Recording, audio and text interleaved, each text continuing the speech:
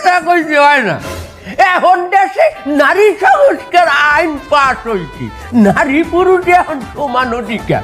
অধিকার যেহেতু সমান, কাবিনও সমান সমান হওয়া উচিত। পোলা যেমন মাইয়ারে কাবিন দেয়, মাইয়েরও এখন পোলারে কাবিন দিতে হইবে। তা ঠিক, এবার জমিতে সমানে সমান দেয় কত যায়। আরে আল্লাহ, তবে আজ মোর জন্মে উনি নাই যে মাইয়ালারা বলে কাবিন দেয়। এখন নিয়ম বানাইছেন, এ নিয়ম মোর জীবনে উনি নাই ভাই।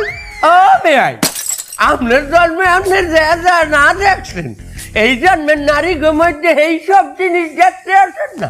আপনার মাইয়া নিজেই তো নারী সংস্কার আইনের জন্য দাবিতে নামছিলে রাস্তায়।